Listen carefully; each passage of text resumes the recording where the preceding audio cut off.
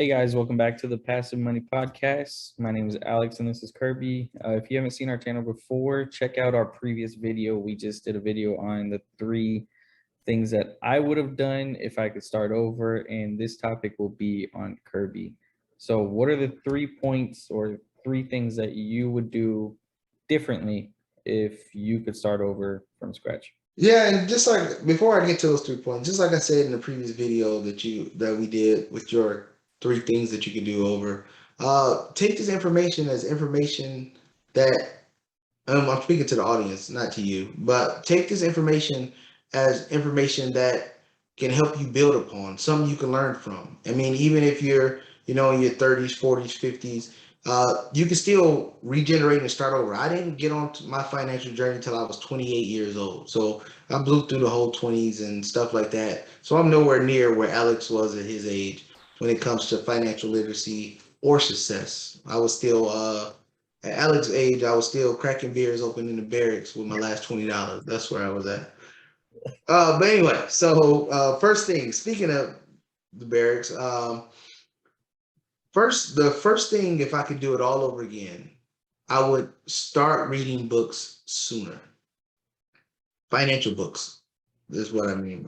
So inner city kid, Detroit, reading, they had the commercials, reading is fundamental, yada, yada, yada. The first time I actually read a book, page to page myself without a teacher making me do it or something like that.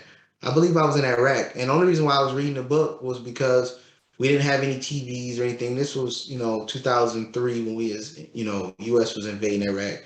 We barely had air conditioner or water or shower. So the only entertainment we had was just random books that was, chaplains dropped off. So I just picked up a book and I read it from cover to cover. I still remember the name of the book, but it wasn't a financial book.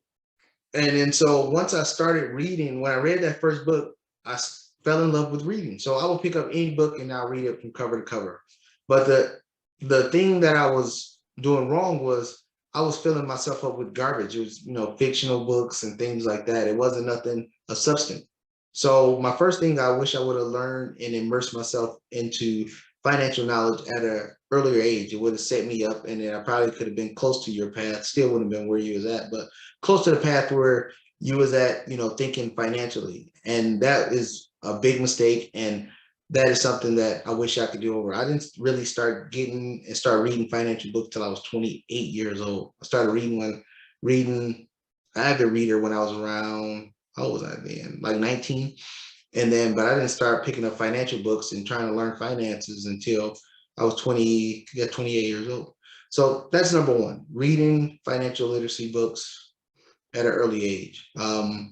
Number two, the second thing is still back in the military. Instead of, my brothers and sisters in the military will always enjoy that time.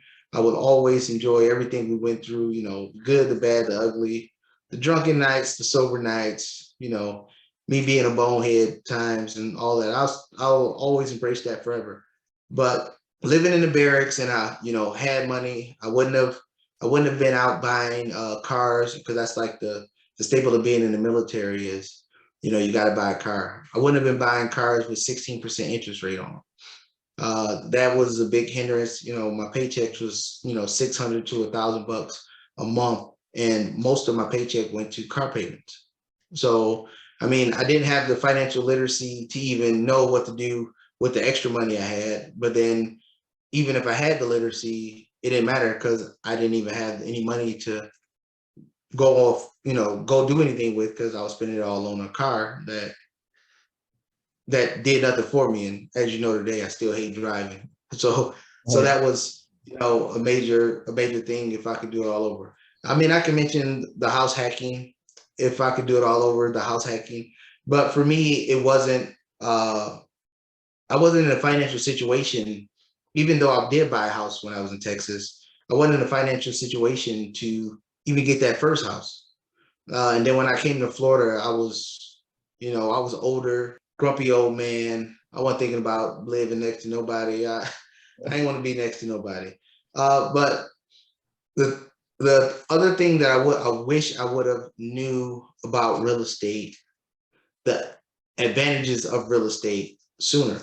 You know, me, I was, you know, I had people in my circle, family, friends that did real estate, but all those people, none of them had money. They talked like they had it. They talked about the houses they had, but they had no money at all.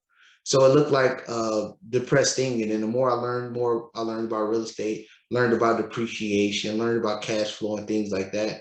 I wish I would have just spent more time in my earlier days because, as you know, I started off, you know, stock market, mutual funds, stocks, investing in stocks, and then I hated real estate. So my path to real estate, you know, took years. I didn't start doing real estate till 2006. I want to say that's when I bought my first investment rental property, but I was buying houses back in 2007. All wrong, but my first investment was 2016. So I wish I would have immersed myself a lot into that. Not saying the stock market was a bad thing, but the tax advantages, the cash flow, the actually not doing much work. I'm not gonna say passive that I'm doing no work, but not as much work as a 9 to 5 job. My portfolio will be way bigger now. And that is something that I wish I would have started at an earlier age. I mean, starting when I did didn't hurt, but I wish I would have started at an earlier age to just have a bigger portfolio, gain more knowledge. But those are the three things I wish if I could do it all over, I would have done some house hacking stuff if I would have started off at an earlier age. But when I started off, like I said, grumpy old man, not doing it.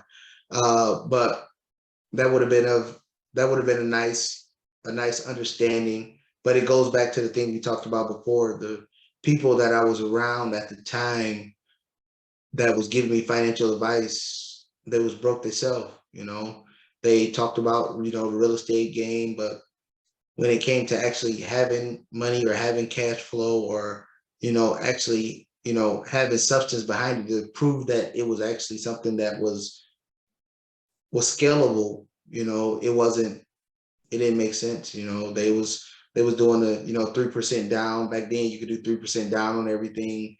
And the houses was break even or cash flow negative the whole time. And I'm sitting here thinking like, you got 3, 4 rental properties. Why are you going to pay loan places? You know? So that's why I was always, you know, very hands off on the investment real estate side. And that's something I wish I would have focused more in on and just figured out what they was doing wrong and how to do it better. And I eventually learned it, but it would have been better if I knew it at an earlier age. Yeah, and you kind of brought this up while you're saying all that. Like talking on depreciation and taxes and stuff. Like I think that would that's such a game changer when you understand. You know, maybe not you understand to the point where you're doing your own taxes, but you understand enough to know what to expect or how write-offs work and how to structure, say you if you have an LLC or you know, business. Understanding taxes is like so huge when you're starting to make income outside of a W-2 job.